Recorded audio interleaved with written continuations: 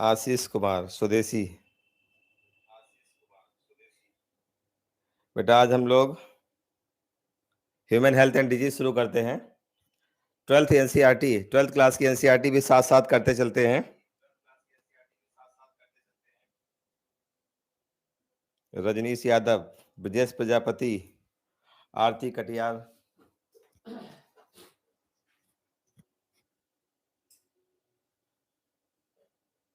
सोनू प्रजापति। चलो बेटा आंसर दो। फादर ऑफ मेडिसिन किसको कहते हैं? सोचो। फादर ऑफ मेडिसिन, रिप्लाई दो।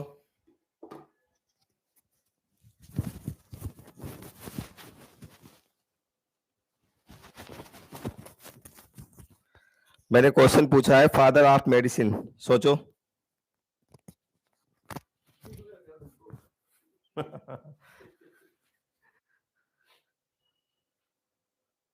आकाश Ranjan, Hippocrates.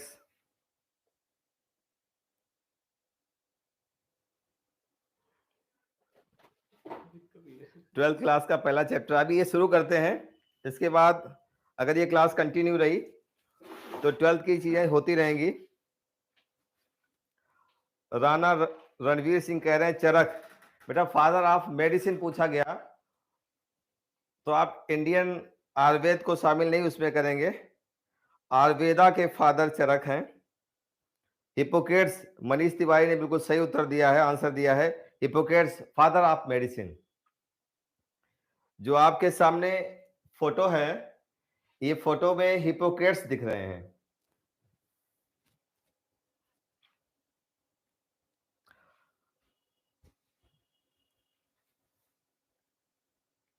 Very good, Hippocrates. तो सारे बच्चों को पता चल गया फादर ऑफ मेडिसिन हिपोक्रेट्स हैं। बेटा अगर हम हेल्थ और डिजीज की बात करें, ये दोनों शब्द हर किसी को पता है, लेकिन इस चैप्टर में हम लोग हेल्थ और डिजीज को डिफाइन करेंगे। अपनी हेल्थ को कैसे मेंटेन किया जाए, कैसे अपने को हेल्दी बनाया जाए, ये सारी बातें करेंगे। और साथ साथ में हमारा शरीर बीमार कैसे होता है, कौन कौन सी ऐसी चीजें हैं जो हमारी हेल्थ को खराब कर देती हैं, हमें बीमार कर देती हैं, इनकी बात करेंगे। तो बेटा अगर हम इस पेज को देखें, इस पेज में एक फोटो दिया है और ये फोटो हिपोक्रेट्स जी का है। किसका है? हिपोक्रेट्स जी का है। देखो यहां लिखा है हिपोक्रेट्स। मेडिसिन की दुनिया में ये प्रोमिनेंट नाम है। जब किसी को बहुत ज्यादा साइंस के बारे में ज्ञान नहीं था तो उस समय हेल्थ और डिजीज को अलग अलग तरीके से डिफाइन करने का प्रयास किया जा रहा था। पहले तो हम यही मानते थे जब भी कोई बीमार होता है तो आपके कर्म, अगर आप गलत कर्म करते हैं, बुरा करते हैं दूसरे के साथ में, तो ईश्वर आपको पनिश करता है, ऐसा मानते थे। लेकिन हिपोक्रेट्स एक ऐसा पर्सन, ग्रीक पर्सन, जिसने सबसे पहली बार लोगों को डिजीज के बारे में बताया, बीमार होने का कोई और कारण बताया। हिपोक्रेट्स की ये एक रिफ्लेक्टिव थॉट थी, एक सोच थी। उन्होंने एक सोच दी कि बेटा हमारी बॉडी में ह्यूमर होते हैं, बॉडी में फ्लूइड है जिनको ह्यूमर कहते हैं। अगर ये ह्यूमर बैलेंस स्टेज में रहते हैं, जैसे हमारा शरीर है, हिपोक्रेट्स के समय ये माना जाता था कि हमारे बॉडी में जो फ्लूइड है अगर बैलेंस स्टेज में है तो मनुष्य हेल्दी रहता है, स्वस्थ रहता है। और अगर ये ह्यूमर कम ज्यादा हो गए, अगर इनके बीच में सामंजस्य गड़बड़ा गया तो मनुष्य बीमार हो जाता है। ये ह्यूमर हाइपोथेसिस हिपोक्रेट्स की विचारधारा थी। तो बेटा जो ह्यूमर हमारी बॉडी में पाए जाते हैं, जरा इनके बारे में देखते हैं। जरा देखो बच्चों, हमारी बॉडी में एक ह्यूमर होता है बाइल, यहाँ पे लिखा हुआ है लेकिन मैं अपनी तरफ से भी इसको लिख देता हूं। बेटा एक ह्यूमर है bile, humour means fluid, body fluid, bile है। दूसरा है ब्लड, देखो यहां पे लिखा हुआ है ब्लड। तीसरा, यहां पर वाइल की ही बात करेंगे। बेटा वाइल जो होता है, एक वाइल आपको मिलेगा येलो वाइल, ध्यान दो, येलो वाइल मिलेगा, ठीक है। और एक वाइल मिलेगा ब्लैक वाइल। तो मैं ब्लैक वाइल को ब्लैक कर देता हूं, ध्यान से देखो। ब्लैक बाइल को हम लोग कर देते हैं ब्लैक, ब्लैक बाइल, ठीक।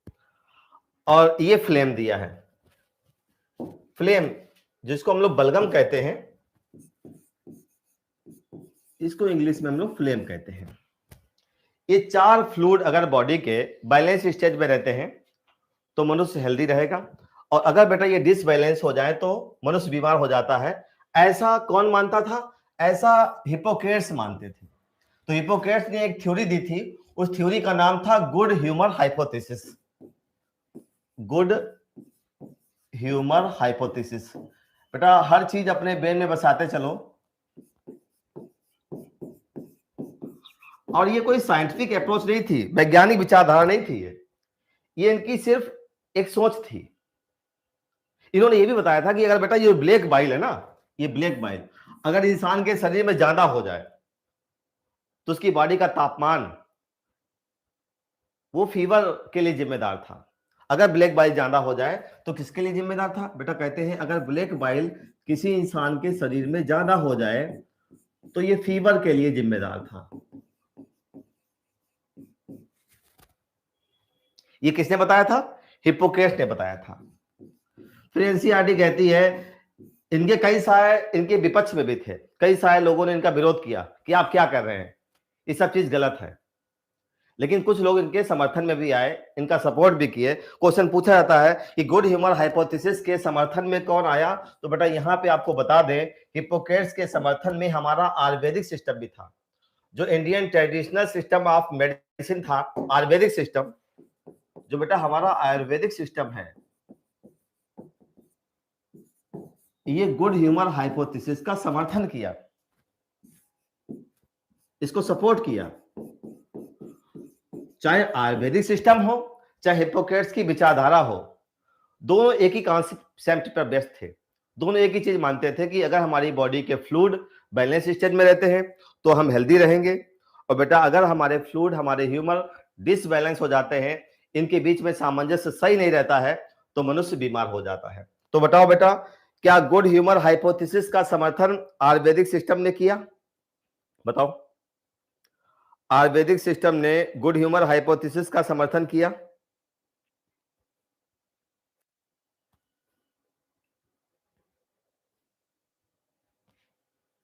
यस, मनीष तिवारी बोल रहे हैं यस। बेटा देखो साफ साफ अपने ब्रेन में बैठा लो, आयुर्वेदिक सिस्टम जो हमारी इंडियन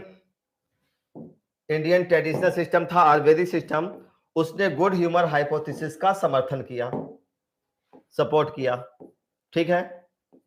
और गुड ह्यूमर हाइपोथेसिस दी किसने थी? गुड ह्यूमर हाइपोथेसिस दी थी हिप्पोक्रेट्स ने।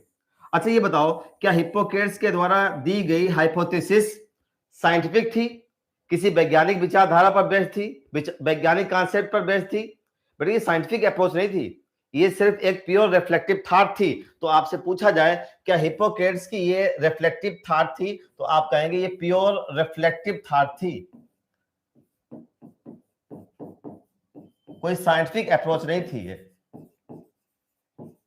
तो पहले वाले पेज से आप सिर्फ सीखो बेटा, गुड ह्यूमर हाइपोथेसिस जिस पर्सन ने दी थी उसका नाम था हिप्पोक्रेट्स। ये गुड ह्यूमर, हमारे बॉडी में ह्यूमर क्या होते हैं बेटा? हमारी बॉडी में ह्यूमर फ्लूइड है, जैसे बाइल है, बाइल में येलो बाइल है, ब्लैक बाइल है, ब्लड है और फ्लेम है। अगर ये बैलेंस स्टेज में रहते हैं तो हम स्वस्थ रहेंगे, हम हेल्दी रहेंगे, ये पहले माना जाता था। हिप्पोक्रेट्स मानते थे कि अगर ब्लैक बाइल ज्यादा हो जाए तो हाई टेम्परेचर के लिए जिम्मेदार था, फीवर के लिए जिम्मेदार था। इसका समर्थन किसने किया बेटा? आयुर्वेदिक सिस्टम ने इसका समर्थन किया। क्लियर? इतनी चीज बेटा क्लियर है? बताओ, इतनी चीज क्लियर है? गुड ह्यूमर हाइपोथेसिस किसने दी? हिप्पोक्रेट्स ने। इसका समर्थन किसने किया? आयुर्वेदिक सिस्टम ने। गुड ह्यूमर हाइपोथेसिस में अगर ब्लैक बाइल ज्यादा हो जाता है तो किस बीमारी के लिए, किस सिम्टम के लिए जिम्मेदार था? हाई फीवर के लिए, टेम्परेचर के लिए जिम्मेदार था, इससे फीवर रहता है, ऐसा माना जाता था। बेटा ये हाइपोथेसिस, ये जो रिफ्लेक्टिव थॉट थी, ज्यादा समय तक नहीं चली। आज हमारी बॉडी में ये फ्लूइड देखे जाते हैं, और कहीं ब्लैक बाइल हाई टेम्परेचर के लिए जिम्मेदार नहीं है। बाइल तो होता है, आप सभी को पता है, लिवर से बाइल जूस बनता है, और बाइल में ऐसा कोई ब्लैक बाइल नहीं है जिसके बढ़ने से टेम्परेचर बढ़ जाता हो। ब्लड भी होता है, फ्लेम भी होता है। ये विचारधारा ज्यादा समय तक नहीं चली, लेकिन ऐसा माना जाता है कि हिप्पोक्रेट्स एक ऐसे पर्सन थे जिसने दुनिया का ध्यान अपनी तरफ खींचा, बीमारी के लिए ह्यूमन को जिम्मेदार बताया। पहले तो यही मानते थे कि गॉड जिम्मेदार है, हर चीज के लिए ईश्वर जिम्मेदार है, लेकिन ये ऐसे पहले पर्सन थे जिन्होंने दुनिया को पहली तरफ कहीं ना कहीं एक कॉन्सेप्ट की तरफ खींचा।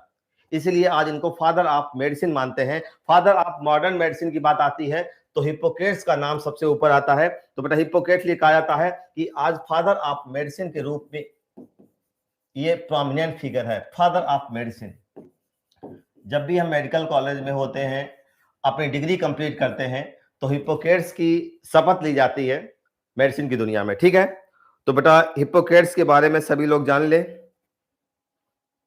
इतना बेटा पेज क्लियर है?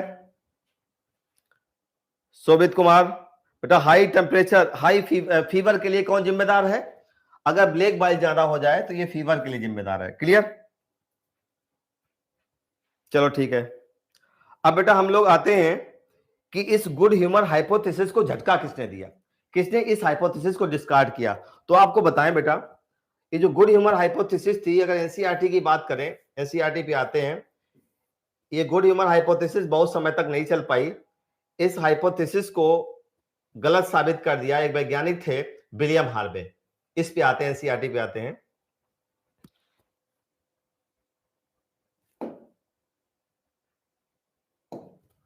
देखो बेटा यहां पे लिखा है कि good humour hypothesis discarded by William Harvey.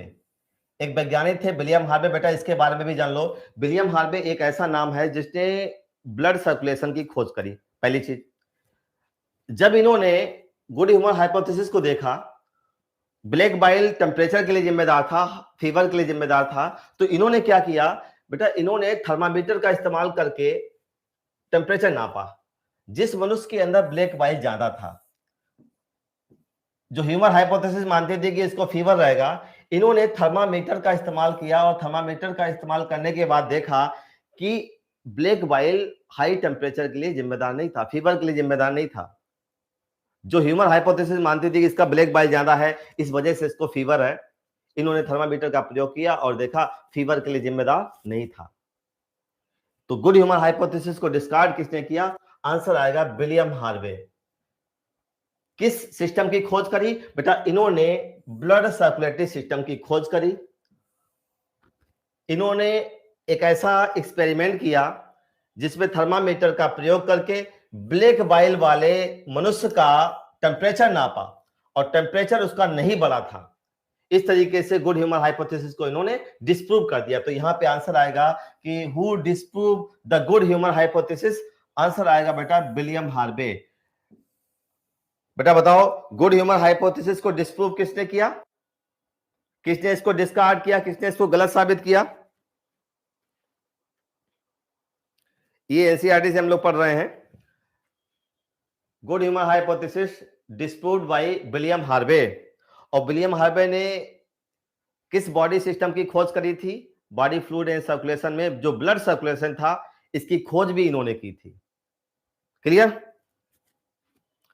William Harvey disproved good humour hypothesis. अच्छा, अब बात आती है कि हमारा शरीर बीमार कैसे होता है, हमारा शरीर कौन कौन से ऐसे कारण हैं जो हमारी हेल्थ को प्रभावित करते हैं। तो बेटा एनसीईआरटी में कुछ लाइन है, इनको पहले अंडरलाइन कर लेते हैं। देखो बेटा, कई साल बाद हमारी बायोलॉजी जब आई, तो बायोलॉजी बताती है कि हमारी हेल्थ को कौन प्रभावित करता है। देखो यहां पे लिखा है कि बायोलॉजी में यह कहा गया है कि माइंड इन्फ्लुएंसेस, ध्यान दो बेटा इस पॉइंट को, mind influences through neural system and endocrine system. जो हमारा मस्तिष्क, हमारा माइंड है, जो इसको कौन इन्फ्लुएंस करता है? Mind influences through neural system and endocrine system. आपको पता है जिसमें ब्रेन और स्पाइनल कार्ड आती है वो न्यूरल सिस्टम है, जिसमें हार्मोन वाली ग्लैंड आती है वो एंडोक्राइन सिस्टम है। न्यूरल सिस्टम और एंडोक्राइन सिस्टम हमारे माइंड को इन्फ्लुएंस करते हैं। क्लियर? फिर लिखा है our immune system that our immune system maintain our health. देखो बेटा यहां लिखा है कि mind influences through neural system and endocrine system, our immune system and that our immune system maintain our health. यहां पे थोड़ा सा इसको हटा दो, इस पे इस चीज की जरूरत नहीं है बेटा। कहते हैं हमारा जो इम्यून सिस्टम है, इम्यून सिस्टम हमारी हेल्थ को मेंटेन करता है। जब भी अगर हमारा इम्यून सिस्टम अच्छा है तो कोई भी पैथोजन अगर हमारे आसपास रहेगा, अगर शरीर के अंदर भी जाएगा, हमारा इम्यून सिस्टम हमें बीमार नहीं होने देगा। हमारी बॉडी में ढेर सारे सिस्टम हैं, जैसे भोजन को डाइजेस्ट करने के लिए डाइजेस्टिव सिस्टम है, सांस को अंदर ले जाना, ऑक्सीजन को अंदर ले जाना, CO2 को बाहर निकालना, इसके लिए breathing and exchange respiratory system है। बॉडी फ्लूइड एंड सर्कुलेशन में ब्लड के माध्यम से न्यूट्रिएंट और गैसेस को जगह जगह पहुंचाया जाता है। ये सर्कुलेटरी सिस्टम इस वजह से हमारे शरीर में बना। इसी तरीके से हमें सीधा पोस्चर, हम सीधे खड़े हैं, हमारे पास स्केलेटल सिस्टम है। गंदी चीजों को बाहर निकालने के लिए एक्सक्रीटरी सिस्टम है। इसी तरीके से हमारी बॉडी में हमें बीमार होने से बचाने के लिए इम्यून सिस्टम है। तो एनसीईआरटी कहती है, हमारी बायोलॉजी कहती है कि हमारा जो इम्यून सिस्टम है हमारी हेल्थ को मेंटेन करता है, हमें हेल्दी बनाए रखता है। फिर लिखा है कि mind and mental state can affect our health. Mind और मेंटल स्टेट हमारी हेल्थ को प्रभावित कर सकती है। आगे बताएंगे इसको। फिर बेटा अब हम लोग आगे आते हैं कि हमारी हेल्थ को प्रभावित कौन करता है। तो इस पेज में आप देखो, इस पेज में जो भी अभी मैंने किया है एक बार इसको हम लोग फटाफट बोलते हैं।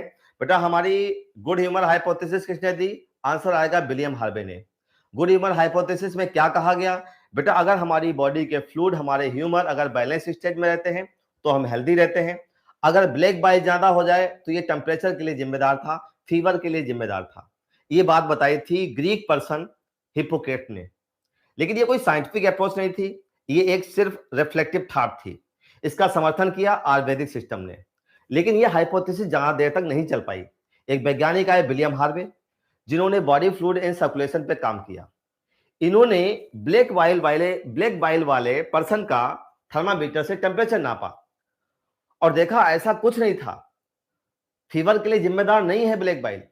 इस तरीके से गुड ह्यूमर हाइपोथेसिस को सबसे बड़ा झटका विलियम हार्वे ने दिया। तो क्वेश्चन आएगा good humour hypothesis disproved by William Harvey. क्या ये स्टेटमेंट सही है? तो बेटा ये स्टेटमेंट सही है। इसके बाद हम आते हैं कि अब हमारी हेल्थ कैसे खराब होती है। तो बेटा जब बायोलॉजी हम पढ़ते हैं तो बायोलॉजी में हम कई सारे सिस्टम देखते हैं। बायोलॉजी हमको बताती है कि जो हमारा माइंड है इस पे हमारा एंडोक्राइन सिस्टम, हमारा न्यूरल सिस्टम ये प्रभाव डालते हैं और हमारा इम्यून सिस्टम हमारी हेल्थ को मेंटेन करता है। आज सारे बच्चों को पता है कि जिसका इम्यून सिस्टम मजबूत होता है वो बीमार होने से अपने को बचा ले जाता है। तो ये बायोलॉजी भी कहती है कि हमारा इम्यून सिस्टम हमारी हेल्थ को मेंटेन करता है। और एनसीईआरटी एक पॉइंट और कहती है कि mind and mental state can affect our health. बेटा ये ध्यान देना, यहां पे इस पॉइंट को एनसीईआरटी में अंडरलाइन करो, mind and mental state can affect our health. ये हमारी हेल्थ को प्रभावित कर सकती है।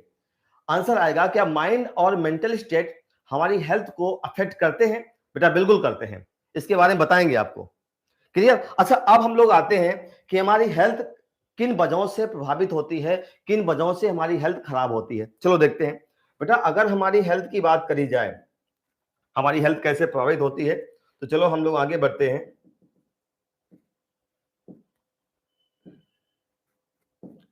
यहां पे देखते हैं हेल्थ अफेक्टेड बाय।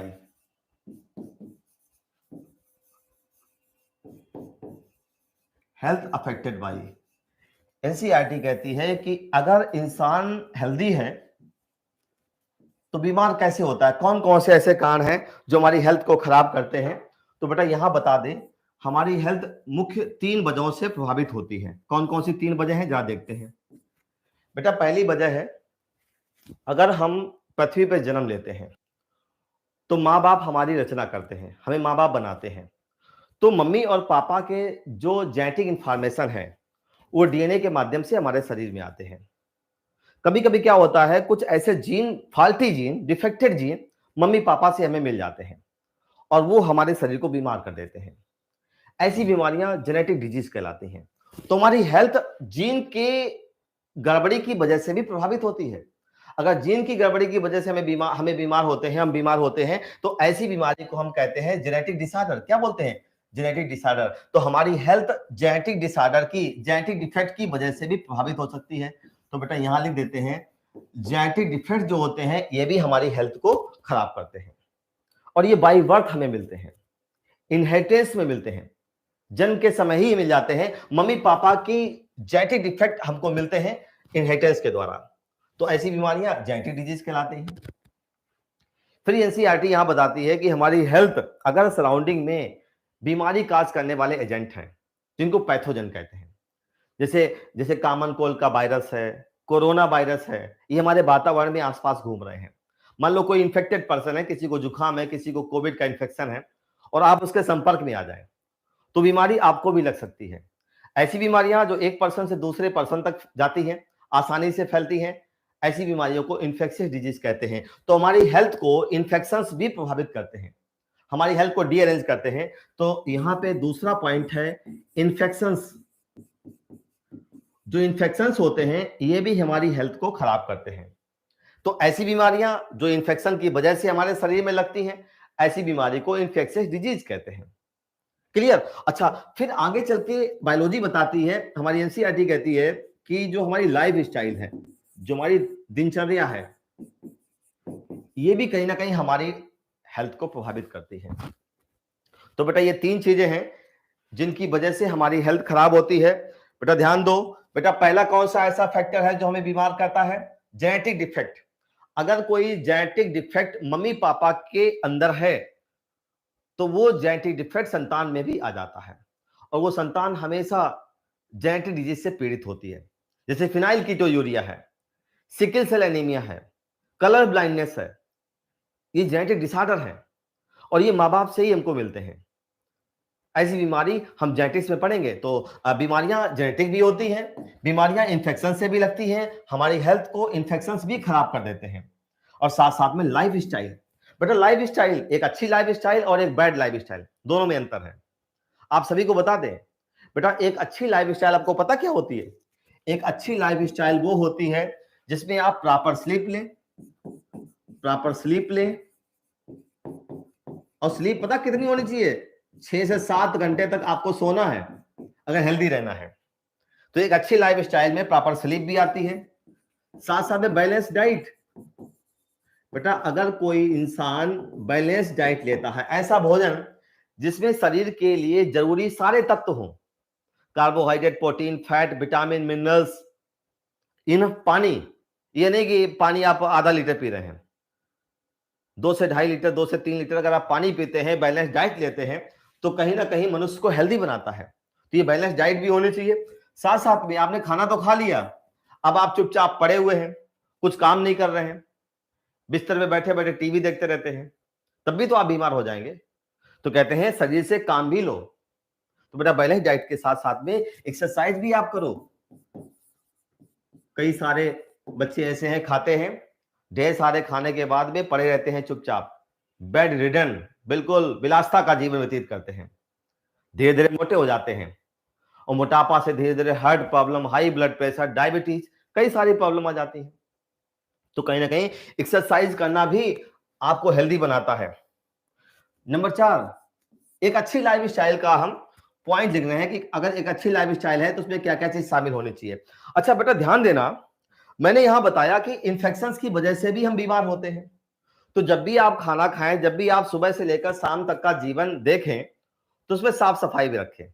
आपके कपड़े, आपका भोजन, आपका बिस्तर, आपकी दिनचर्या में हाइजीन भी होना चाहिए, साफ सफाई भी होनी चाहिए। जब भी आप पानी पिए तो सुनिश्चित कर लें कि पानी साफ है कि नहीं है, जिस ग्लास में आप पानी पी रहे हैं वो बर्तन साफ है कि नहीं है, खाना खाने से पहले मेरे हाथ साफ है कि नहीं है। तो याद रखना, जो हाइजीन होती है इसको भी आप मेंटेन करें। हाइजीन, साफ सफाई यहां लिख देते हैं। अगर आप गंदे रहते हैं, साफ सफाई से नहीं रहते हैं, तो आप बीमार हो सकते हैं। अगर आप खाना खाने से पहले हाथ नहीं धुलते हैं तो ध्यान दो बेटा, आप बीमार हो जाएंगे। अगर आप यूं ही जाते पानी पी लेते हैं कहीं पर भी, तो पानी में भी कुछ ऐसे बीमारी काज करने वाले फैक्टर होते हैं, एजेंट होते हैं, अगर शरीर के अंदर चले गए तो आपको बीमार करेंगे, आपको बताएंगे। तो बेटा एक अच्छी लाइफ स्टाइल में क्या आता है? प्रॉपर स्लीप आता है, बैलेंस डाइट आता है, एक्सरसाइज आता है, हाइजीन आता है। क्लियर? और साथ साथ में किसी प्रकार का नशे का सेवन ना करो। एक अच्छी हैबिट में, एक अच्छी जीवन शैली में नशा रहित जीवन होना चाहिए। तम्बाकू है, अल्कोहल है, और जो आपके आसपास जो नशे के वो है सोर्सेस हैं, उनका आप इस्तेमाल ना करें। तो बेटा यहाँ पर आपको बता दें, कोई नशे का इस्तेमाल नहीं होना चाहिए, ड्रग का इस्तेमाल नहीं होना चाहिए। No drug, no drug abuse. Abuse शब्द लिखा है, मतलब ड्रग तो दवाई की तरह भी इस्तेमाल होती है। अगर ड्रग कोई केमिकल डॉक्टर प्रिस्क्राइब करता है तो मेडिसिन की तरह काम करता है, लेकिन आप बिना डॉक्टर की राय से धड़ल्ले से तम्बाकू खाते हैं, अल्कोहल पीते हैं, या कई सारे ऐसे केमिकल्स का सेवन करते हैं जो हमारी हेल्थ को खराब करते हैं, ये ड्रग एब्यूज की श्रेणी में आते हैं। तो बेटा अगर कोई इंसान, अगर कोई बच्चा इन आदतों के साथ रहता है, बढ़िया सोता है, बैलेंस डाइट लेता है, एक्सरसाइज करता है, और बेटा आपको बता दें पानी भी पिए। जो पानी का कंजप्शन है, पानी है ये 2 से 3 लीटर अगर हम लेते हैं तो ये भी एक अच्छी लाइफ स्टाइल में आता है। साफ सफाई रखता है, एक्सरसाइज करता है, कोई नशा नहीं करता है। और साथ साथ में जितनी भी चीजें आपके, अब तो जीवन में मोबाइल का बड़ा इस्तेमाल है भाई। कोविड के समय हम मोबाइल पे ही बैठ के पढ़ रहे हैं, तो आज हमारी मजबूरी है, इस गैजेट के साथ आपको रहना पड़ रहा है, इसके सामने आपको चलना पड़ रहा है। नहीं तो इसका अगर आप दुरुपयोग करते हैं, अगर आप किसी इलेक्ट्रॉनिक गैजेट का दुरुपयोग करते हैं, ये भी बैड लाइफ स्टाइल है, ये भी आपको बीमार कर देती है। तो ये सारी चीजें अगर आप करते हैं तो ये अच्छी लाइफ स्टाइल है। और कहते हैं आज हमारे जीवन में सबसे ज्यादा प्रॉब्लम हमारी लाइफ स्टाइल में ही आई है। आज हमारी जीवन जीने की शैली इतनी गड़बड़ हो गई है, यही हमको बीमार करती है। कई सारे बच्चे ऐसे हैं जिनके पास बैलेंस डाइट नहीं है, एक्सरसाइज नहीं करते हैं, प्रॉपर स्लीप नहीं लेते हैं, ना साफ सफाई रखते हैं। बेटा अगर ये चीजें आपके जीवन में नहीं है तो ये आपकी हेल्थ को खराब कर देंगी और आपको पता ही नहीं चलेगा। आपको बताएंगे बेटा अगर आप एक्सरसाइज नहीं करते हैं, ढेर सारा खाना खाते हैं, जरूरत से ज्यादा खाना खाना ये भी आपको बीमार बना देगा। और अगर जितनी शरीर को जरूरत है उससे कम खाना खाना ये भी आपको बीमार कर देगा। अगर आप जरूरत से कम खाना खाते हैं तो दुबले हो जाएंगे, माल नरिष्ट हो जाएंगे, कुपोषित हो जाएंगे। और जरूरत से ज्यादा खाना खाते हैं तो आपके शरीर में स्टोर होने लगेगा, आप मोटे हो जाएंगे, और मोटापा कई बीमारियों को जन्म देता है। इस तरीके से बेटा आपकी लाइफ स्टाइल, आपके इंफेक्शंस, आपके जेनेटिक फैक्टर आपकी हेल्थ को खराब करते हैं, हमारी हेल्थ को डीअरेंज कर देते हैं। और बेटा अगर हेल्थ खराब हो गई तो हम बीमार हो जाते हैं। क्या हो जाएंगे? बीमार हो जाएंगे। तो बेटा ध्यान देना, हमारी हेल्थ को कौन कौन प्रभावित करता है बताओ। सबसे पहला फैक्टर कौन है? Genetic factor. जो जेनेटिक डिफेक्ट होते हैं, जीन में गड़बड़ी होती है, उसकी वजह से हमारी हेल्थ खराब होती है, ऐसे डिफेक्ट को जेनेटिक डिफेक्ट कहते हैं, ऐसी बीमारी को जेनेटिक डिजीज कहते हैं। बेटा अगर इन्फेक्शन हमारी हेल्थ को खराब करते हैं तो ऐसी बीमारियों को हम लोग इन्फेक्शियस डिजीज कहते हैं। अगर बैड लाइफ स्टाइल, एक बुरी लाइफ स्टाइल हमारी हेल्थ को खराब करती है तो इसको हम लाइफ स्टाइल ओरिजिनेटेड डिजीज कहते हैं। लाइफ स्टाइल भी हमारी हेल्थ को खराब करती है। और आज के दौर में सबसे ज्यादा हमारी हेल्थ को कौन खराब करता है? आंसर आएगा लाइफ स्टाइल। क्लियर? अच्छा बेटा इस पेज के बाद में, अगर जिसको स्क्रीनशॉट लेना हो ले लो, इस पेज के बाद में हम लोग आगे देखेंगे कि हेल्थ को डिफाइन कैसे किया गया है, हेल्थ की डेफिनेशन क्या है। चलो आगे देखते हैं बेटा हेल्थ की डेफिनेशन क्या है। तो एक ऑर्गेनाइजेशन है बेटा WHO, सारे बच्चे जानते भी हैं, एक ऑर्गेनाइजेशन है WHO, इसने हेल्थ को डिफाइन किया, हेल्थ की डेफिनेशन दी। हेल्थ की डेफिनेशन क्या थी जरा देखो। Health is a state of complete, health is a state of complete mental, physical and social wellbeing. बड़ा अच्छा बड़ी अच्छी डेफिनेशन है, जरा देखो इसको। अगर कोई मनुष्य हेल्दी है, कोई इंसान हेल्दी है, तो हेल्थ को कैसे डिफाइन किया जाए, क्या उसकी परिभाषा होनी चाहिए? तो वर्ल्ड हेल्थ ऑर्गेनाइजेशन, जिसका मुख्यालय जिनेवा में है, 1948 में यह संस्था बनाई गई, ये ऑर्गेनाइजेशन बनाई गई, और इसका उद्देश्य था पूरी दुनिया में हेल्थ के बारे में लोगों को अवेयर करना। अगर किसी देश में कोई बीमारी है तो कैसे उसको फेस किया जाए, कैसे उस बीमारी से लोगों को बचाया जाए, ये सारा काम WHO करती है। तो WHO ने हेल्थ की परिभाषा दी, डेफिनेशन दी कि अगर कोई मनुष्य हेल्दी है तो मेंटली, फिजिकली और सोशली अच्छा महसूस होना चाहिए। मेंटल हैप्पीनेस भी होनी चाहिए, फिजिकल हैप्पीनेस भी होनी चाहिए और सोशल हैप्पीनेस भी होनी चाहिए। अगर ये तीनों लेवल पे अगर अच्छा है तो वही मनुष्य हेल्दी होता है। आपको बता दे बेटा, मेंटल हेल्थ क्या होती है, फिजिकल हेल्थ क्या होती है, सोशल हेल्थ क्या होती है, जरा इसके बारे में एक लाइन बोल देते हैं। जैसे मान लो कोई इंसान बेटा है और उसकी मेंटल हेल्थ में क्या आता है, उसका जो माइंड है, जैसे इंसानी माइंड जिसमें ह्यूमैनिटी हो, मानवता हो, वो अपने परिवार के लिए, अपने समाज के लिए, अपने देश के लिए अगर पॉजिटिव विचार रखता है तो उसको हम लोग मेंटल हेल्दी कहते हैं। और इस पूरे समूचे इकोसिस्टम के लिए अगर पॉजिटिव विचार रखता है, कंस्ट्रक्टिव आइडियाज रखता है, तो वो मेंटली हेल्दी है। अगर आप किसी के बारे में गलत सोचते हैं, किसी के साथ गलत करते हैं, आपके माइंड से निगेटिव आइडियाज आते हैं, किसी का विनाश करने वाले आइडिया आते हैं, तो आप मेंटली हेल्दी नहीं है। तो अगर कोई इंसान ऐसा है जिसमें कंस्ट्रक्टिव आइडियाज हो, पॉजिटिव आइडियाज हो, ह्यूमैनिटी वाले आइडियाज हो, मानवता वाले आइडियाज हो, इस इकोसिस्टम के बारे में सोचने वाले आइडिया है, तो मनुष्य मेंटली हेल्दी है। ध्यान देना। अच्छा, बात आती है बेटा फिजिकल हेल्थ की।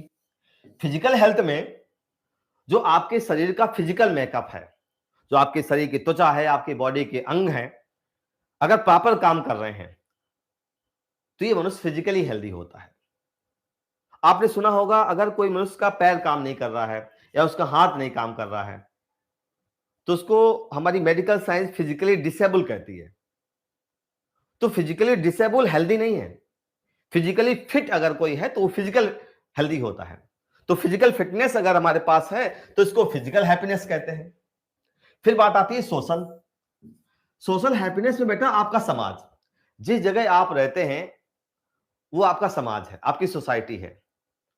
आपके जो कर्म है, आपकी जो फीचर्स हैं, आपकी जो एक्टिविटी है, आपका जो व्यवहार है, वो समाज के हर लोग देखते हैं। अगर समाज में रहने वाले लोग आपकी आदतों को अच्छा माने, आपको एक अच्छा पर्सन माने, तो आप सोशली हेल्दी हैं। आज आप जिस समाज में रहते हैं, अगर गली से निकल जाएं तो दो तरीके के लोग मिलते हैं। एक ऐसे होते हैं जिसमें समाज के लोग, कुछ ऐसे लोग होते हैं जिनका सम्मान करते हैं कि अरे ये बहुत अच्छे हैं, इनका नेचर बहुत अच्छा है, बहुत ही हेल्पिंग है, कभी भी गलत नहीं करता है। तो ऐसे लोग समाज में प्रेज किए जाते हैं, समाज उनको सराहता है। और अगर आपको समाज आपकी सराहना करे, आपको प्रेज करे, आपको मोटिवेट करे, आपको अच्छा माने, तो आप सोशली हेल्दी हैं। और अगर आपका नेचर ऐसा है, जैसे ही आप एक जगह से दूसरी जगह जाते हैं आपको लोग गाली देते हैं, आपको लोग गलत मानते हैं, तो ऐसा मनुष्य सोशली हेल्दी नहीं होता है।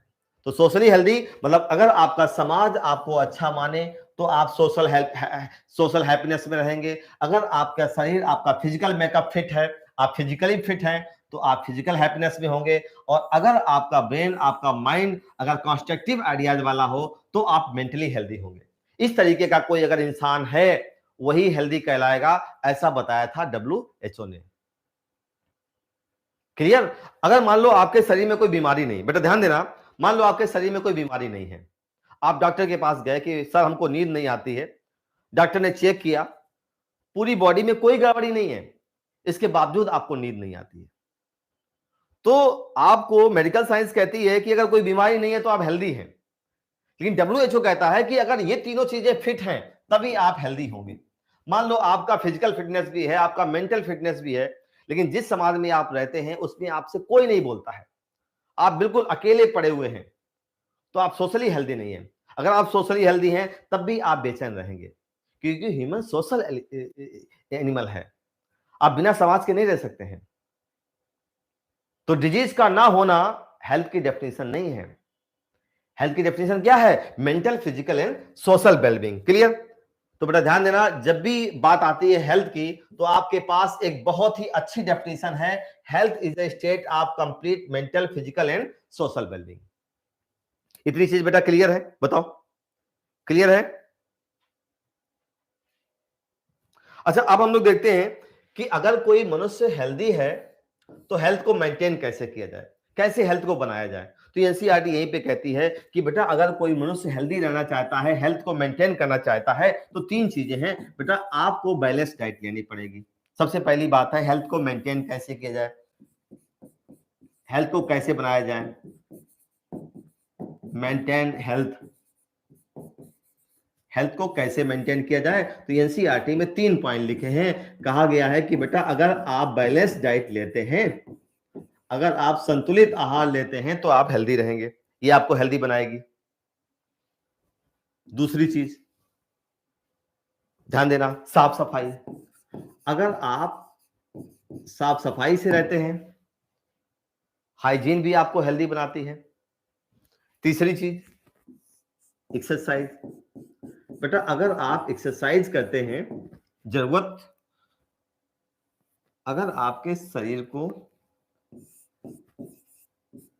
अगर आप एक्सरसाइज करते हैं, ये भी आपको हेल्दी बनाता है।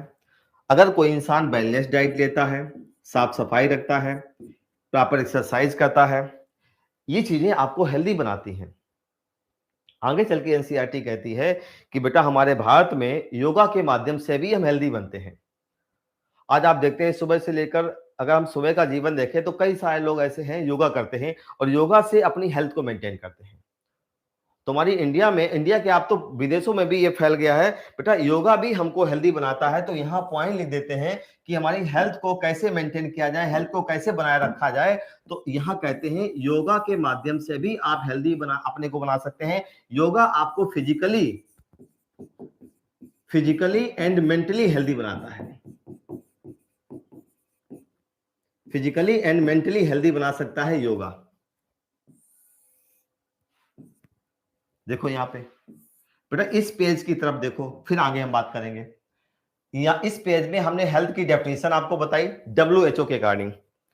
WHO ने कहा था कि अगर कोई पर्सन हेल्दी है तो मेंटली, फिजिकली और सोशल वेलबींग होनी चाहिए। डिजीज का ना होना हेल्थ की डेफिनेशन नहीं है। क्लियर? फिर बात आती है कि बेटा अगर हम हेल्दी रहें तो कौन कौन सी चीजें आपको जीवन में अपनानी पड़ेगी। बेटा हेल्दी रहने के लिए आपको क्या क्या करना पड़ेगा, बैलेंस डाइट लेनी पड़ेगी, साफ सफाई से रहना पड़ेगा, एक्सरसाइज करनी पड़ेगी, वो भी रेगुलर, ये नहीं आज कर ली फिर 2 महीने बाद करी। रेगुलर एक्सरसाइज अगर आप करते हैं तो आपकी बॉडी रिजुविनेट रहती है, आपकी बॉडी के सारे अंग प्रॉपर तरीके से काम करते रहेंगे। रेगुलर एक्सरसाइज करें और साथ साथ योगा को अगर आप अपनाते हैं तो योगा भी आपको मेंटली और फिजिकली हेल्दी बनाता है। इतनी चीज बेटा क्लियर है? बताओ। हाँ, धानियाल बोल रहे हैं बाबा रामदेव की याद आ गई। बेटा बिल्कुल सही है, रामदेव वो पर्सन है जिन्होंने हमारे योगा को, हमारे देश की एक प्रैक्टिस थी, एक्सरसाइज थी, उसको पूरी दुनिया में फैला दिया। तो रामदेव को तो नहीं भूलेंगे। और 21 June we all world celebrate yoga दिवस। ओके, हम योगा दिवस के रूप में 21 जून को मनाते हैं और पूरी दुनिया इसको एज ए हेल्थ एक्सरसाइज मानती है। अगर हम इसको करते हैं तो मेंटली और फिजिकली हेल्दी बने रहते हैं। क्लियर? बताओ बेटा योगा दिवस कब मनाते हैं, योगा दिवस कब मनाते हैं बताओ? 21 जून। वेरी गुड, ठाकुर सुमित ने आंसर दिया है 21 जून। चलो, हम लोगों ने आज इस चैप्टर की शुरुआत में जो चीजें बेसिक थी उनसे शुरू किया है। अच्छा बेटा, अब आपकी क्यूरियोसिटी होनी चाहिए कि हम बीमार कैसे होते हैं, बीमारी क्या है, डिजीज क्या है। ऐसे अगर कोई पूछे हेल्थ की डेफिनेशन क्या है, तो आप छोटे शब्दों में बोल सकते हैं feeling of happiness. Feeling of happiness is called health. अगर आप हैप्पी हैं मेंटली, फिजिकली और सोशली, अगर आप हैप्पी हैं तो उसको हेल्थ कहते हैं, उस पर्सन को हेल्दी पर्सन कहते हैं। लेकिन अगर आपसे कोई पूछे कि हेल्थ की डिजीज की डेफिनेशन क्या है, व्हाट इज डिजीज, तो आगे देखते हैं। अच्छा एक चीज बेटा और बता दें, कोई पर्सन अगर हेल्दी है, हर कोई चाहता है हेल्दी बने रहे। भाई यहाँ कोई बच्चा ऐसा नहीं है, दुनिया में बहुत सारे लोग यही हैं, यही चाहते हैं कि हम हेल्दी बने रहें। हेल्दी होना क्यों अच्छा है, मैं अपने शब्दों में इसको बता देता हूं। बेटा अगर आप हेल्दी हैं तो हर तरीके से खुशहाली लाएंगे। जैसे मान लो एक परिवार है, उसमें एक लड़का हेल्दी है, तो मम्मी पापा के लिए गर्व की बात है। और मम्मी पापा के लिए ही नहीं, वो अपने जीवन को तो गौरव में बनाएगा ही, साथ साथ में जिस समाज में रहता है वो समाज में भी खुशहाली लाएगा, जिस घर में रहता है उस घर में भी खुशहाली लाएगा, और जिस कंट्री में रहता है उस कंट्री में भी खुशहाली लाएगा। एक हेल्दी मनुष्य हर मायने में प्रॉस्परस होता है, खुशहाल होता है। अगर हेल्दी मनुष्य को कोई लक्ष्य दिया गया, कोई टारगेट दिया गया, तो वो समय पे ही अचीव कर लेगा, समय पे ही उसको अटेंड कर लेगा।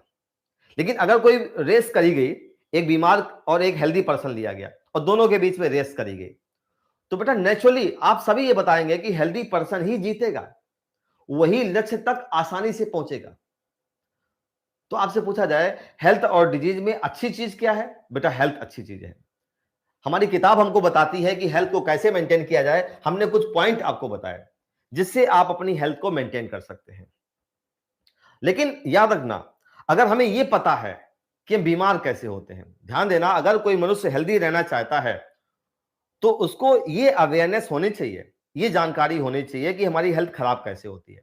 तो आज हम लोग इन बातों की चर्चा करेंगे कि हमारी हेल्थ खराब कैसे होती है, कौन कौन सी ऐसी चीजें हैं जो हमारी हेल्थ को खराब करती है। अगर हमें अवेयरनेस है, अगर हमें जागरूकता है, अगर हमें जानकारी है, तो अपनी हेल्थ को हम मेंटेन कर सकते हैं। और मान लो हमको जानकारी नहीं है, आज हर बच्चे को पता है कि कोविड का इंफेक्शन कैसे लगता है, आज हमारा पूरा समाज अवेयर हो चुका है, तो बेटा हम अपने को कोविड से बचा भी सकते हैं। लेकिन अगर हमको जानकारी ना होती, अवेयरनेस ना होती, बीमारी के बारे में हम ना जानते, हमारी हेल्थ कैसे खराब होती है इसके बारे में ना जानते, तो ढेर सारी बीमारियां हमें लग सकती थी। तो हम आज चर्चा करते हैं। अगला पॉइंट बेटा है व्हाट इज डिजीज। चलो देखते हैं डिजीज क्या है। कुछ नहीं, बिल्कुल छोटी सी चीज है। हम लोग एनसीईआरटी के साथ चलें तो एनसीईआरटी कहती है कि डिजीज में हम एक सिंपल सी बात करते हैं बेटा, फीलिंग ऑफ अनइजीनेस, किसी भी प्रकार का आप असहज महसूस करते हैं, फीलिंग ऑफ अनइजीनेस। अगर आप अनइजी फील करते हैं, feeling of uneasiness is called disease, इसको बीमारी कहते हैं। अगर आप सुबह से लेकर शाम तक असहज महसूस करते हैं तो कोई ना कोई आपके शरीर में गड़बड़ी है, तभी तो आप असहज महसूस करते हैं, तभी तो आपके अंदर फीलिंग ऑफ अनइजीनेस है।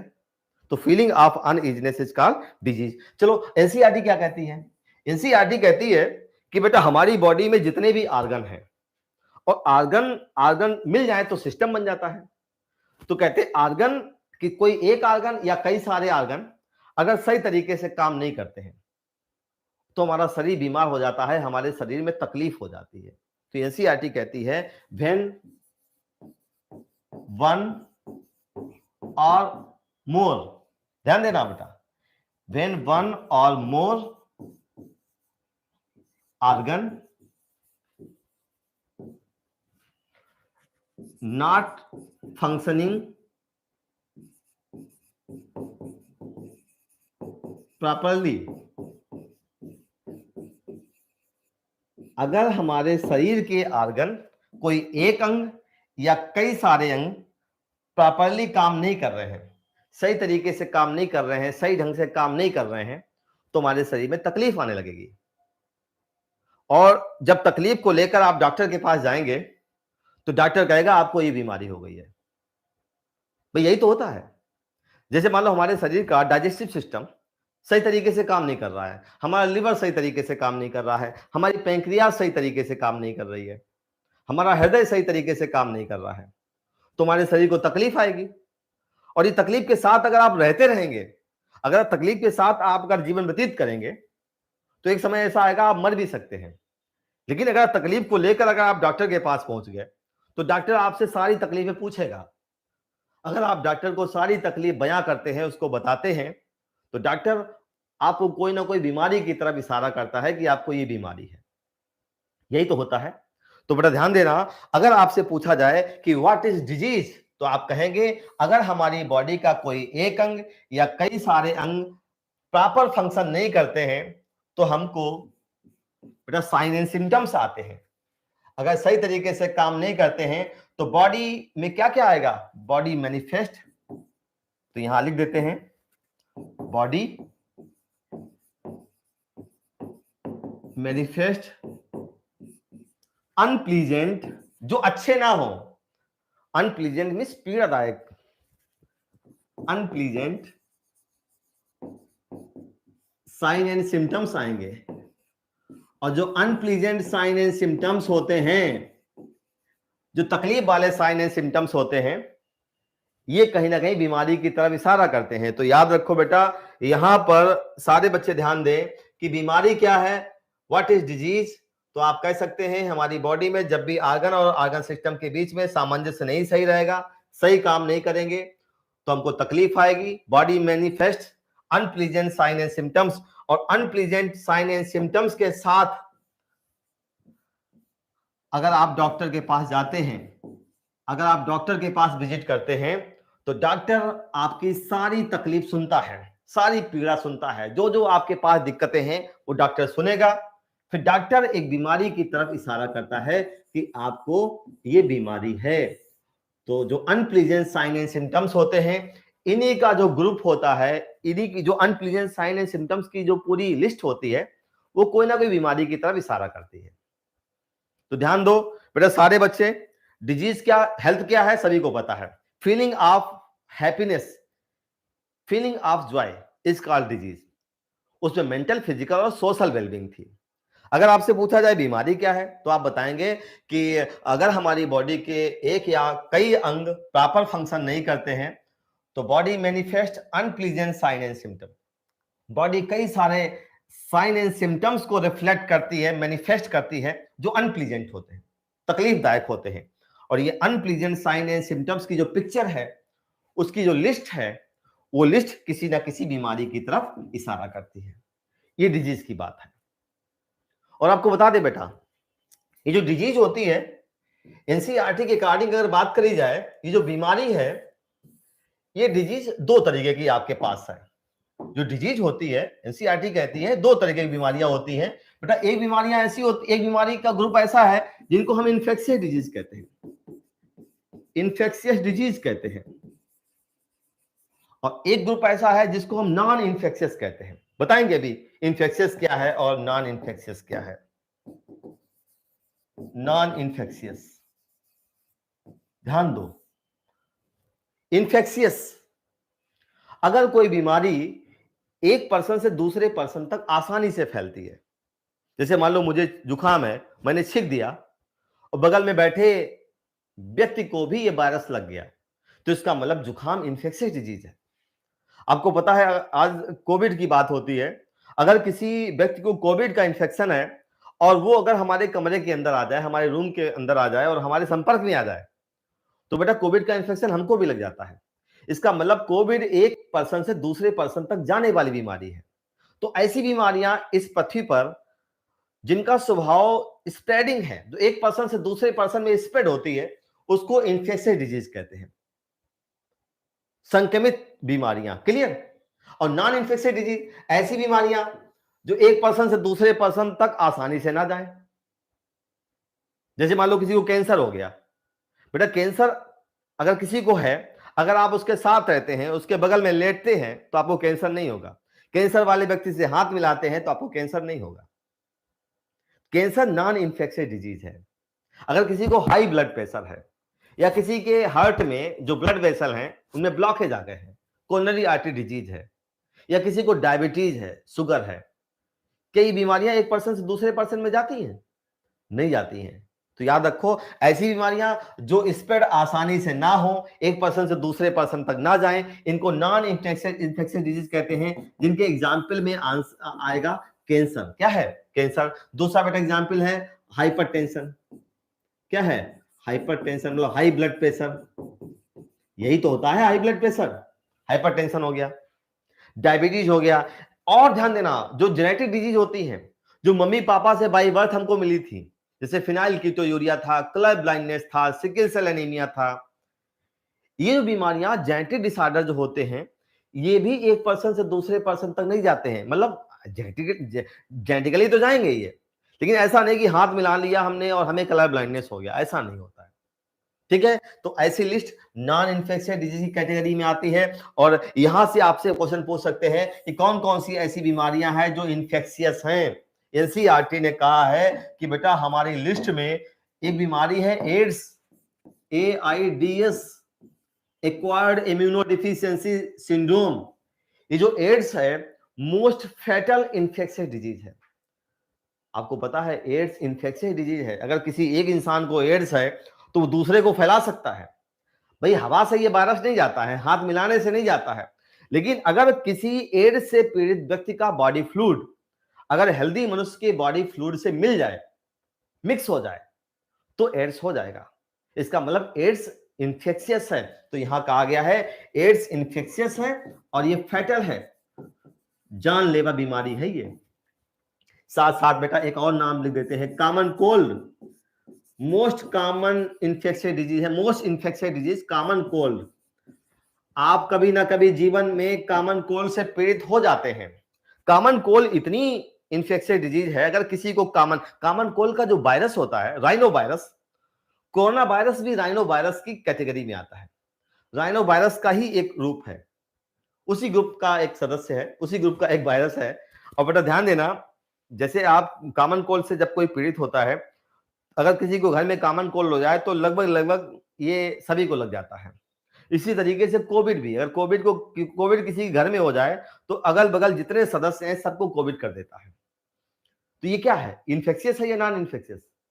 इन्फेक्शियस है, कंटेजियस है। ये इन्फेक्शियस को हम लोग कंटेजियस भी कहते हैं। कभी कभी ऐसे भी पूछ लेते हैं कि कंटेजियस क्या होता है। अगर कोई बीमारी एक पर्सन से दूसरे पर्सन तक जाती है, स्प्रेड होती है, इसको कंटेजियस डिजीज कहते हैं। क्लियर? तो बेटा राइनो वायरस और एड्स ये दोनों कैसे हैं, इन्फेक्शियस हैं। चलो अच्छा, हम एक हम आपसे पूछते हैं, आपको बताना है कि इन्फेक्शियस है या नॉन इन्फेक्शियस है। बेटा अगर किसी को टाइफाइड है तो क्या टाइफाइड एक पर्सन से दूसरे पर्सन तक जा सकता है? बताओ, टाइफाइड इन्फेक्शियस है या नॉन इन्फेक्शियस है? बताओ।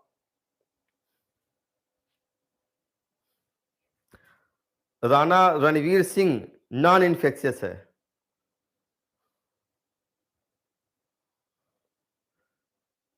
राहुल शर्मा कह रहे हैं यस। संजीव कुमार नो कह रहे हैं। सोनू प्रजापति यस कह रहे हैं। बेटा जितने बच्चे यस कह रहे हैं वो सही कह रहे हैं, टाइफाइड इन्फेक्शियस है। अगर टाइफाइड से पीड़ित कोई मनुष्य है और अगर आप उसके साथ रहते हैं तो टाइफाइड का इन्फेक्शन आपको भी लग सकता है। आपको बताएंगे टाइफाइड इन्फेक्शियस कैसे है। टाइफाइड है, निमोनिया है, कॉलरा है, ये सारी बीमारियां ऐसी हैं जो एक पर्सन से दूसरे पर्सन तक जा सकती हैं। रास्ता कोई भी हो लेकिन जा सकती हैं। बेटा अगर कोई बीमारी एक पर्सन से दूसरे पर्सन तक जाती है उसको इन्फेक्शियस कहते हैं, आसानी से नहीं जाती है उसको नॉन इन्फेक्शियस कहते हैं। क्लियर? इसी में हम एक बीमारी की बात करेंगे, एक बीमारी है उसकी चर्चा करेंगे, इसके बाद हम लोग फिर देखेंगे। बेटा एक बीमारी हमारे पास है, देखो यहाँ पे अगला पेज हम लोग लेते हैं, पेज छोड़ो इसी में बताते हैं। बेटा एक बीमारी है, अच्छा ध्यान दो, ये जो बीमारियां होती हैं, डिजीज जो होती हैं, इसको लेकर एक बात करते हैं। चलो देखते हैं फटाफट। अगर बेटा कोई बीमारी है, डिजीज जो है, ये डिजीज जिन एजेंट, अच्छा याद रखना बेटा, हमारे शरीर को जो बीमार करने वाले एजेंट होते हैं, ऐसे एजेंट, ऐसे वातावरण में पाए जाने वाले एजेंट जो हमको बीमार करते हैं, हमारी हेल्थ को खराब करते हैं, ऐसे एजेंट को हम पैथोजन कहते हैं। क्लियर? तो यहां लिख देते हैं डिजीज कॉजिंग एजेंट। एक बात आती है बेटा पैथोजन की, एक शब्द आता है पैथोजन। तो चलो पैथोजन की बात करते हैं। डिजीज कॉजिंग एजेंट जो होते हैं, डिजीज कॉजिंग एजेंट, ऐसे इंफेक्शियस एजेंट्स जो हमारी हेल्थ को खराब करते हैं, हमारी हेल्थ को खराब करके हमको बीमार करते हैं, ऐसे एजेंट को हम लोग पैथोजन कहते हैं। तो बेटा एक नाम है पैथोजन, ये क्या है, ये क्या बला है, तो सारे बच्चे जान लें। पैथोजन एक ऐसा इंफेक्शियस एजेंट जो हमारी हेल्थ को खराब कर देता है, हमें बीमार कर देता है, ऐसे एजेंट को पैथोजन कहते हैं। डिजीज कॉजिंग एजेंट्स क्या होते हैं? पैथोजन कहलाते हैं। और ऐसी विज्ञान की शाखा, मान लो हमारे अंदर कोई पैथोजन है, अब इस पैथोजन का पता कैसे लगाया जाए? तो बेटा पैथोजन का पता लगाना पैथोलॉजी कहलाता है। तो study of pathogen is called pathology. तो यहां एक पॉइंट और लिखते हैं, स्टडी ऑफ पैथोजन।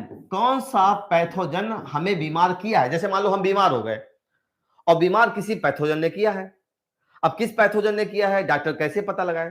तो डॉक्टर क्या करता है, ब्लड को निकालकर लैब में भेजता है और लैब में उस पैथोजन का पता लगाया जाता है।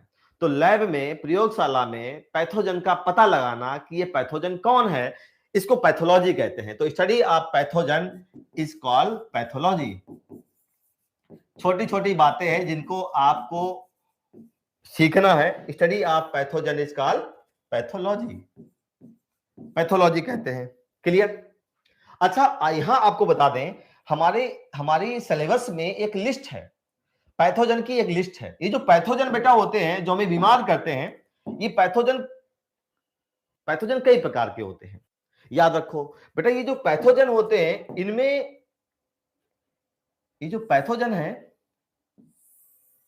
जो हमें बीमार करते हैं, इस पैथोजन की लिस्ट में बैक्टीरिया भी आते हैं। आपको पता है कई सारे ऐसे बैक्टीरिया हैं जो हमारे शरीर में आने पर हमें बीमार कर देते हैं, हमारी हेल्थ को खराब कर देते हैं। तो पैथोजन की लिस्ट में क्या क्या आएगा बेटा? पैथोजन बैक्टीरिया भी हो सकते हैं जो हमारी हेल्थ को खराब करते हैं, ध्यान देना।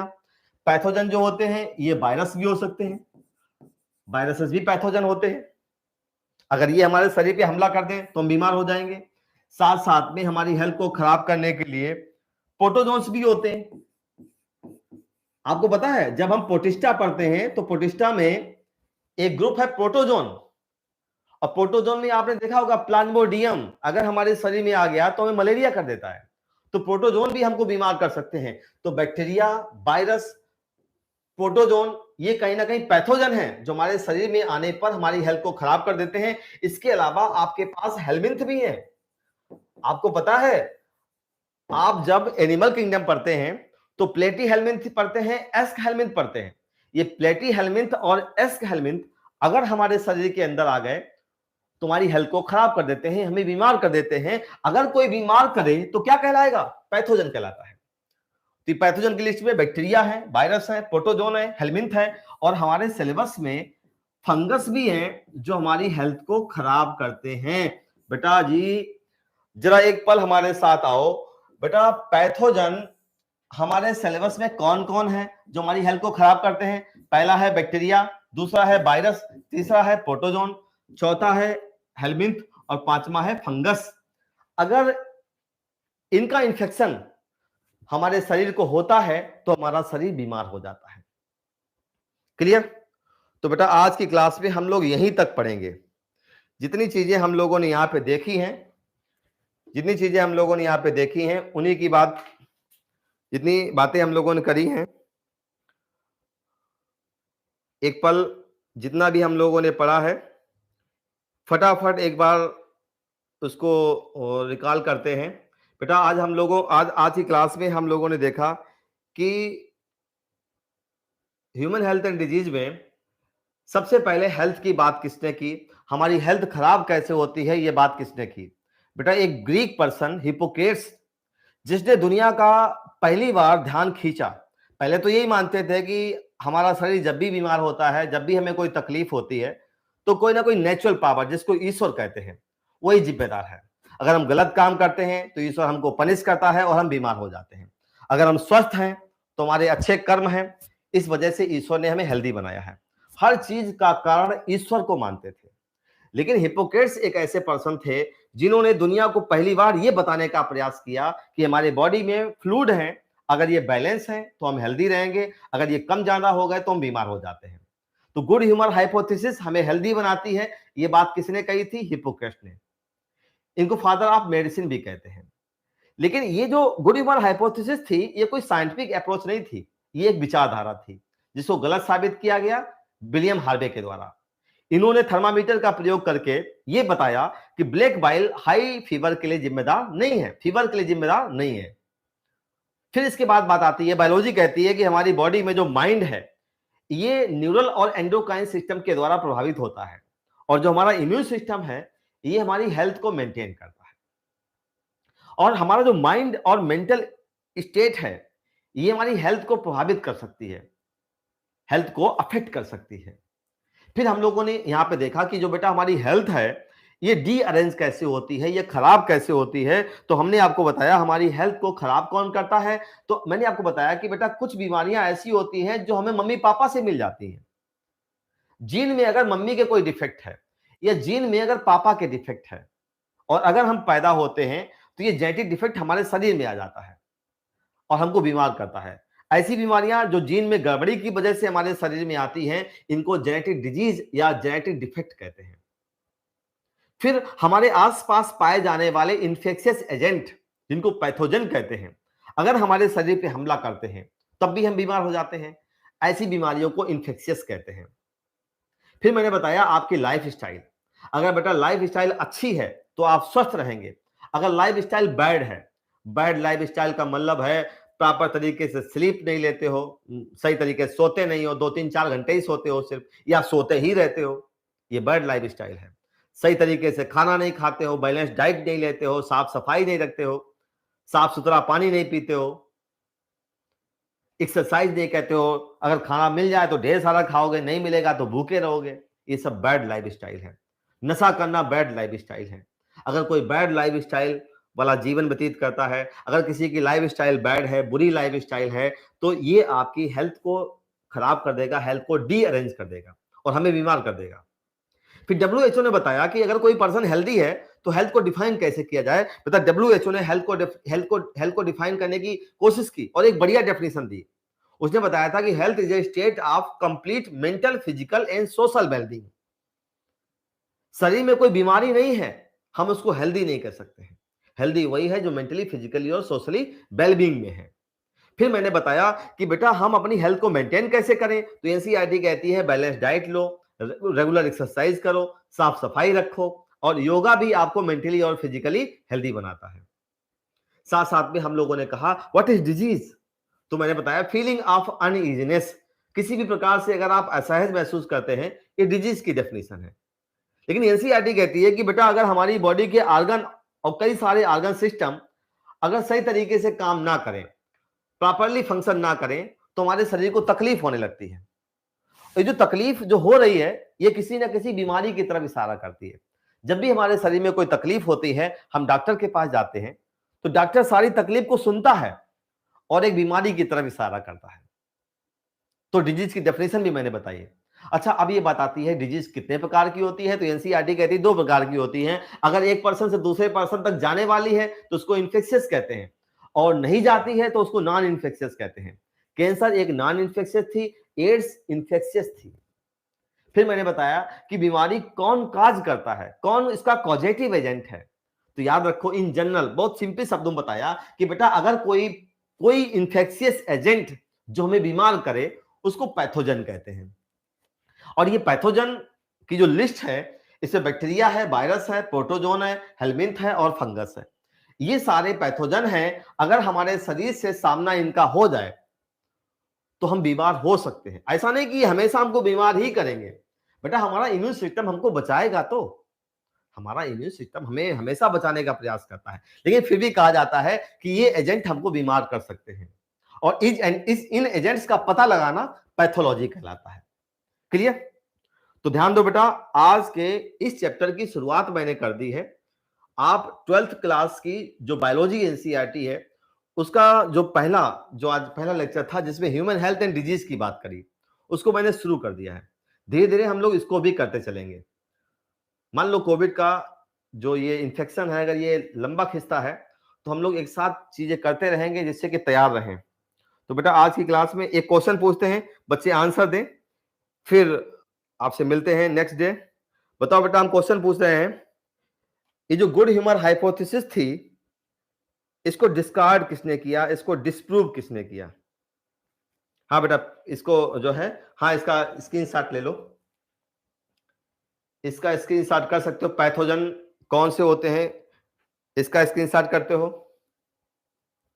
इसके बाद में डिजीज कॉजिंग एजेंट जो होते हैं, ये पैथोजन की मैंने डेफिनेशन दी, ये तो स्क्रीनशॉट हो गया होगा। इसके बाद में जो बीमारियां होती हैं 2 तरीके की होती हैं। हाँ, William Harvey, very good, William Harvey. अच्छा, विलियम हार्वे ने किस बॉडी सिस्टम की खोज करी थी? नर्वस सिस्टम की खोज करी थी या सर्कुलेटरी सिस्टम की खोज करी थी? बताओ, विलियम हार्वे ने किस सिस्टम की खोज की? विलियम हार्वे, ये इसका स्क्रीनशॉट कर सकते हो। फिर बेटा बात आती है कि डिजीज की डेफिनेशन एनसीईआरटी के अकॉर्डिंग क्या है? तो डिजीज की डेफिनेशन एनसीईआरटी के अकॉर्डिंग ये है कि व्हेन वन और मोर ऑर्गन्स नॉट फंक्शनिंग प्रॉपरली, तुम्हारी बॉडी कई सारे, हाँ, सर्कुलेटरी सिस्टम की खोज करी, वेरी गुड। सारे बच्चे पढ़ते रहें। हाँ, इसे कर लिया। इसके बाद बेटा हमारी हेल्थ को मेंटेन, डब्ल्यूएचओ के अकॉर्डिंग हेल्थ की डेफिनेशन, इसका स्क्रीनशॉट कर सकते हो। इसके अलावा हमारी हेल्थ को अफेक्ट कौन करता है, हमारी हेल्थ कैसे प्रभावित होती है, कौन कौन सी चीजें हमारी हेल्थ को खराब कर देती हैं? तो आपने 3 चीजें बताई, जीन की गड़बड़ी, इन्फेक्शंस और लाइफस्टाइल। मैंने अच्छी लाइफस्टाइल तो ये लिखी है, और बैड लाइफस्टाइल तो आप जानते ही हैं, अगर इनका आप उल्टा करते हैं तो बैड लाइफस्टाइल में आएगा। ना सही तरीके से सोते हैं, ना सही तरीके से खाते हैं, ना एक्सरसाइज करते हैं, ना साफ सफाई रखते हैं, और नशे का सेवन भी करते हैं, तो ये सब बैड लाइफस्टाइल है। तो आज की क्लास हम यहीं पे खत्म करते हैं, यहीं पे आज रोकते हैं, नेक्स्ट डे से कंटिन्यू करेंगे। ठीक है बेटा, good night, I love you.